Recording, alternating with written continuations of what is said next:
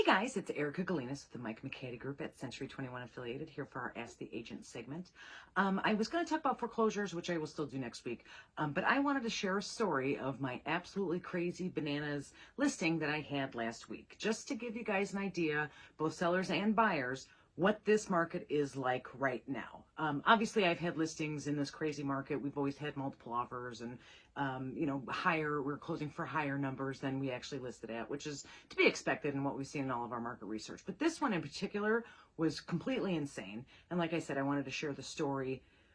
I don't want as a cautionary tale. That's not really what I mean because it all turned out okay, but it was a lot. So here's how it starts. I had a listing in Hebron, Indiana, last Wednesday morning. It went on the market. So Hebron, Indiana, nice small town. And when I mean small town, I mean small town. I looked up the population for this video. It's 3,700 some people in Hebron. They have a nice little downtown area with, antique shops and some restaurants. And they have like a Walgreens and a Dairy Queen. So it's just a regular small town that you'd find all over Indiana and a bunch of Midwestern states.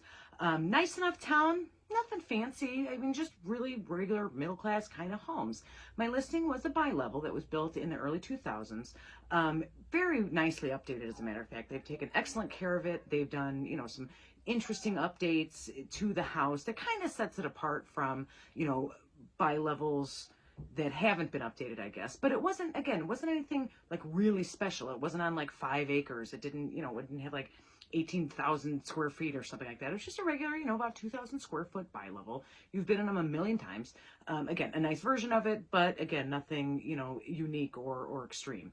So we went on the market Wednesday morning at 9 a.m.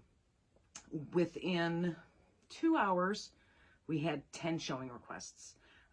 By 5 o'clock that night, we had an offer on the house. This offer came in sight unseen. The buyers, presumed it was going to go very quickly, didn't want to lose out on it, submitted the offer without even seeing inside the house, and did not include a contingency for them to actually view the home. Like if we'd accepted their offer, they have 5 days to look at the inside, and if they don't like it, they can back out, which is kind of, anyway, they didn't even include it. They're like, whatever it is, we will buy it, fine.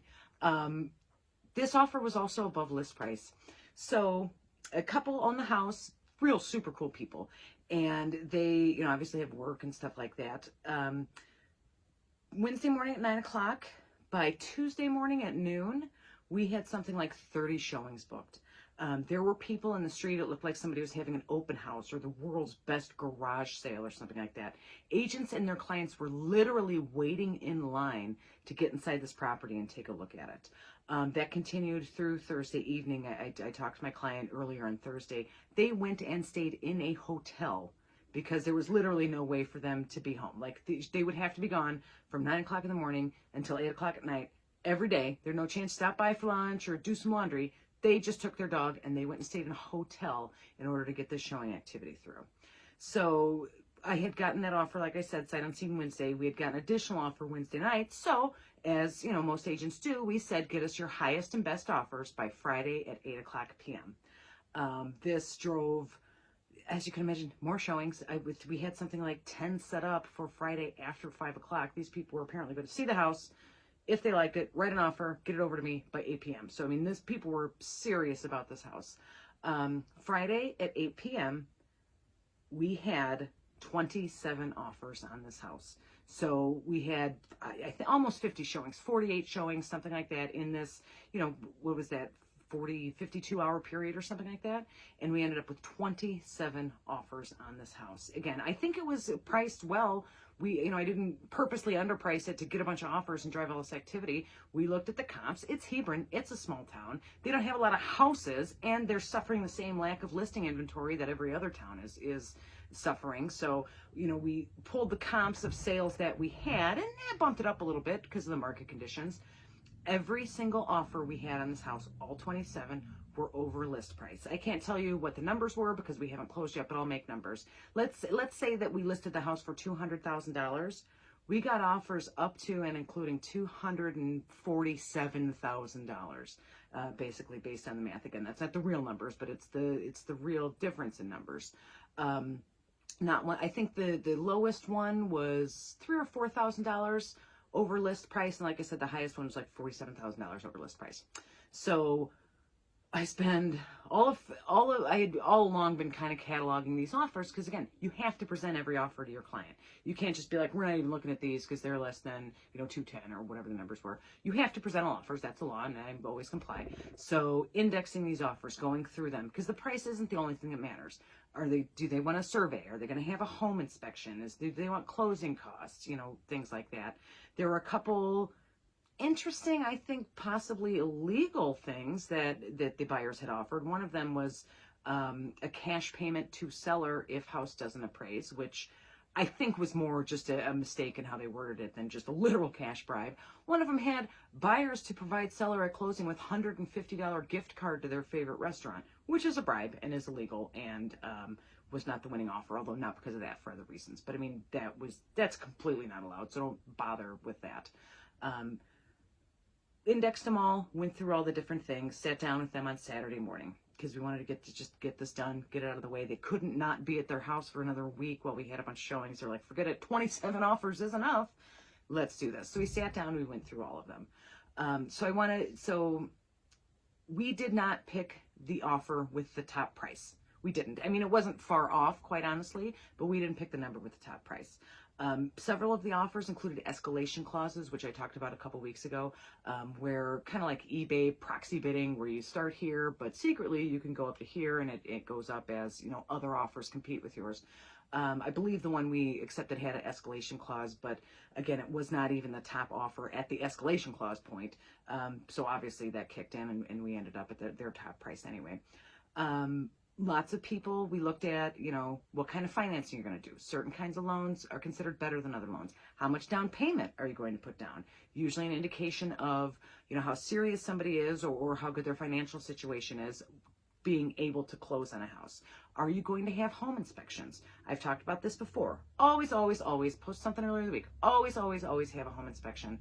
Probably half of the offers that we got, we're going to waive the home inspection. Again, it's a great house. I don't think there's any reason to believe there's anything wrong with it. But I'm not a general contractor. I'm not a furnace person. You know what I mean? So half the offers had waived the inspections. I will say that the offer we accepted did have home inspections, so that I don't want you to shoot yourself in the foot and get a lousy house because you think it's going to win an offer. The other things that we saw, nobody asked for a home warranty. Nobody really asked for a survey. Those are kind of side things and aren't necessarily the cleanest offers, although obviously there's nothing wrong with those things.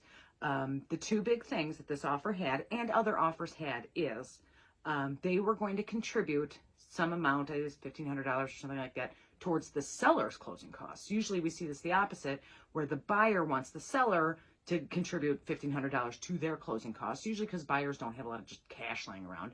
This buyer apparently does, and offered to contribute money to my seller's closing costs, which actually was a first for me, which is an indication of what this market is right now. And then the second thing was that they were willing to bring cash to closing if the house didn't appraise. And this is I think probably one of the key things that at least my clients looked at, and I know other clients have in the past, is this appraisal issue. So we have a house that we priced, again, I'm making up numbers, at $200,000 based on the, limited comparable closed sales that we had, which is what appraisers look at. And then we buffed it up a little bit, for the market and what's going on.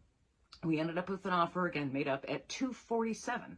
So there's $47,000 difference between what this buyer is willing to pay and what closed comparables will tell you. Now, appraisers can't overvalue a property for obvious reasons, but they can't undervalue a property either. They do take into consideration market conditions, and the appraisers do things very calculated, just like spreadsheet, all plus and minus with dollar amounts to come up with their numbers. And they are allowed to kind of buff it a little bit based on market conditions, but $47,000 worth? I don't know. We'll see. But what the buyer offered was and I'll make up numbers. Let's say we're at $247,000 is the price, and we only appraised for $240,000. They have offered to bring, I think it was $5,000, or we'll just pretend it's $5,000 to get to that $247,000. So if your appraisal doesn't come in any market, the sellers can drop the price to where it is, demand the buyers bring the money, or settle somewhere in between 50-50. So this buyer right out of the gate was saying, hey, we know the appraisal might be an issue. We're going to give $5,000 cash at closing to make up any difference between the appraised price and the price we've agreed to pay. And that, combined with the seller closing costs, was the winning offer. Again, 27 offers, all of them over list price, all of them very flexible with closing dates and time after possession and, inspections or not. The things that won it for my client is, again, not the top price, but the fact that the buyer was willing to bring money to pay their closing costs, which is, nice savings for them, and to bring money to the table, a chunk of money, as a matter of fact, to make up any deficiency between the appraised value and the agreed upon purchase price. So, we went through all of them, rejected 26 of them, which, accepted that last one, number 27 or whatever it was. Also, a shout out to you Hebron buyers. There's at least 26 people out there that are willing to pay top dollar for your house. So please call me. I'd love to get you on the market and get this money for you. But leaving that aside, as a buyer, the things that are important, like I said, don't necessarily turn down inspection. It can seem awesome. There is an as-is addendum that you can use to say, I will have an inspection. If there's a major defect, I'm still going to walk, but I'm not going to ask you to fix anything. So, that's an option. Again, have the home inspection.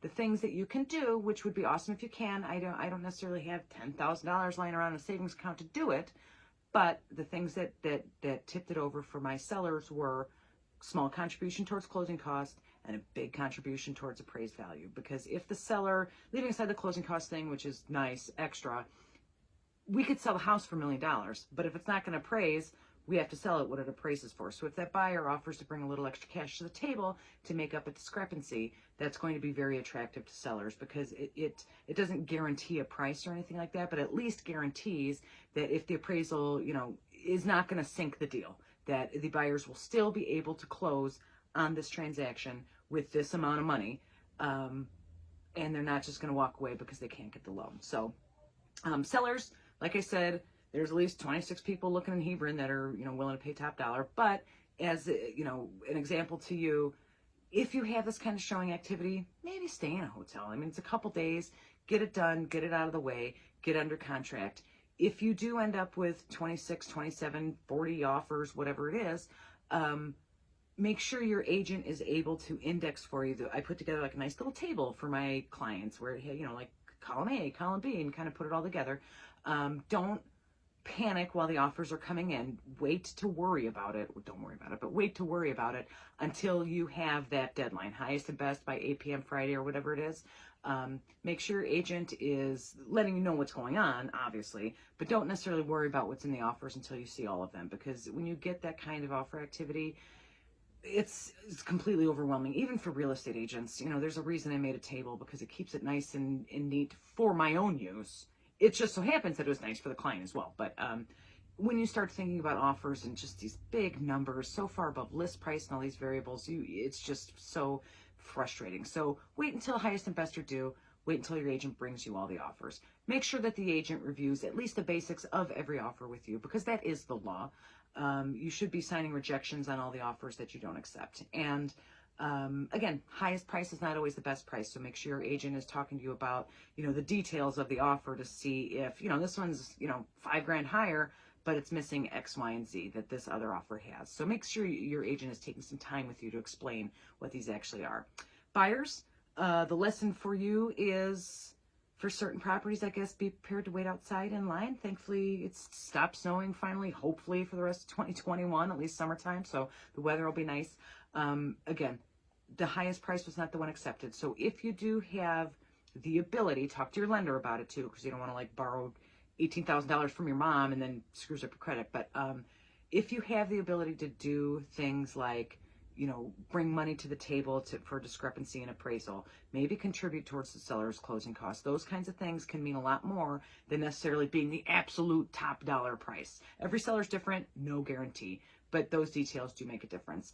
The other thing is, don't try to bribe the seller with any cash bribes, because that is against the law and they can't accept it. And to be kind of honest, it makes the sellers look a little bit askance at your offer, like, I don't know, this person seems kind of weird, because then they think, well, if they're already ethically compromised, maybe they'll back out on inspection, maybe they'll get cold feet, maybe they're going to be jerks about something. So just keep it in mind. Don't try to bribe the sellers. I will obviously continue because, like, we're going to talk about foreclosures next week, I promise, because I want to talk about it in the seller's perspective and the buyer perspective in this market. Um, Ask your agent every Thursday if you have a question for me, you're just not sure about how something works, or, like, what happened with this? That's all crazy. Call me, text me anytime, 219-765-2062. Send me an email at hsbyerica@gmail.com. Comment down below, send me a direct message. All those things are fine. I'll be back next Thursday with Ask the Agent. And next week's market update on Tuesday is going to be about Dyer. We just did Cherville. Lots of crazy condo activity and stuff in Cherville. Like, really cool, actually. And I think Dyer might also be interesting, not necessarily because of condos, but because kind of this weird new construction thing that's going on. But I will see you on Tuesday with the Dyer market update, and I will talk to you guys soon. Have a good weekend. Thanks.